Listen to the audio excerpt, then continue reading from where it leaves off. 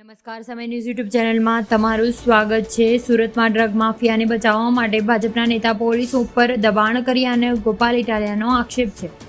સુરતમાં આમ આદમી પાર્ટીના નેશનલ જોઈન્ટ સેક્રેટરીએ મહારાષ્ટ્ર રાજ્યમાં પ્રદેશ પ્રભારી ગોપાલ ઇટાલિયાને એક અત્યંત ગંભીર મુદ્દા પર પ્રેસ કોન્ફરન્સ કરીને પ્રેસ કોન્ફરન્સમાં ગોપાલ ઇટાલિયાને પોતાની વાત રજૂ કરી.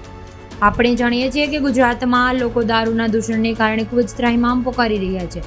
નકલી દારૂ અને બુટલેગરને ત્રાસ પણ વધી રહ્યો છે. ત્યારે ગુજરાતના લોકોએ બુટલેગરોના ત્રાસમાંથી હજુ આઝાદ થયા નહોતા, ત્યાં જ ભાજપના રાજમાં ભાજપના લોકો દ્વારા ગુજરાતના લોકોને ડ્રગ્સના દૂષણમાં હોમવાનું કામ શરૂ થઈ ગયું છે.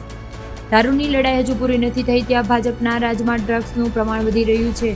ત્યારે રાજકોટમાં ભાજપના છોકરો ડ્રગ્સ વેચતા પકડાયો હતો.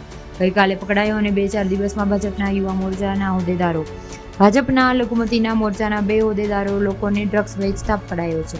આ લોકોના ફોટા ગુજરાતમાં ગૃહમંત્રી હર્ષ સંઘવી સાથે પણ જોવા મળ્યા છે. આમ જોતા લાગે છે કે આખા ગુજરાતમાં ડ્રગ્સ વેચવાનું ટ્રેન્ડ ભાજપ નેતા પાસે જ છે. દારૂના ધંધામાં ભાજપના કયા નેતાઓ ભાગીદાર છે? હવે ડ્રગ્સના ધંધામાં જે રીતે ભાજપના નેતાઓ પકડાઈ રહ્યા છે તે જોઈને લાગે છે કે ધંધો ભાજપ કરાવી રહ્યા છે.